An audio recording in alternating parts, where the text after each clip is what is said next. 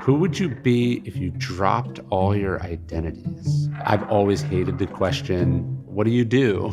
I try not to go around seeing myself really as anything. I'm this, I'm that. When you pick these labels, what you're essentially doing is limiting.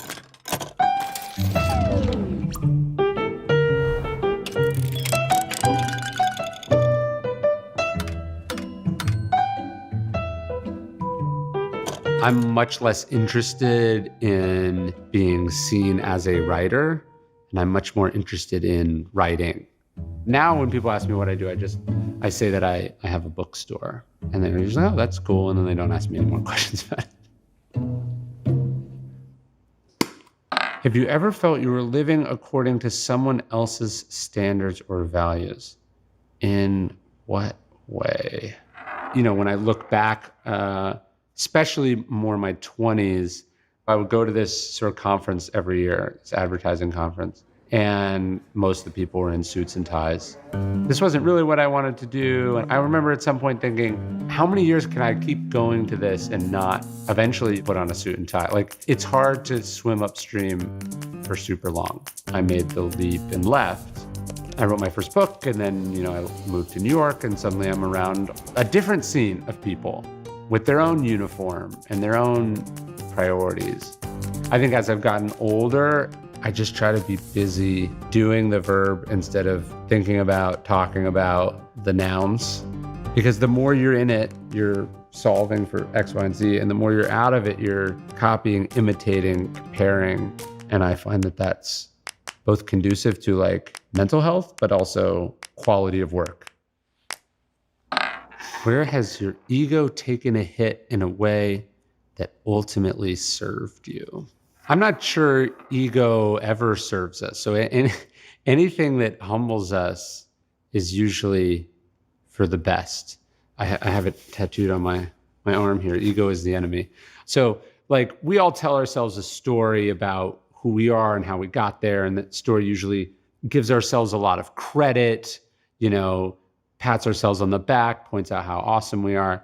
And, as my books have sold well and, you sort of develop a fan base or following or a platform, you have lots of things that confirm the ego or puff up the ego. And this feels good, but it also has the process of the effect of obscuring or inflating or detaching us from reality. So I always kind of welcome those humbling things, the things that sort of puncture the ego. I always find that super, super helpful. Have you ever gone through something upsetting or painful that you later viewed as a blessing? I remember in the middle of the pandemic, as we were in the process of opening this bookstore, which we dumped basically our life savings in and so much time. It's just sitting there empty, and you have no idea where it's going to go, what's going to happen. And I wrote this little note to myself. I said, 2020 will make you a better person or a worse person. When these things happen to us, your mind wants to go to who's to blame, how unfair it is, what this is going to cost you, what it's going to take from you, how easily it could have been avoided, to all these things that do not change what happened and definitely don't move you forward in any way. And so the perspective shift is like, okay, the wheels are spinning. How do I send power to where they're going to get traction so then I can move forward? It's not awesome that this happened, but a lot of times it's just not being destroyed by it. And the blessing is what you take out of going through some and not being destroyed by it. Like you go, oh, I can go through stuff. That's how I think about it.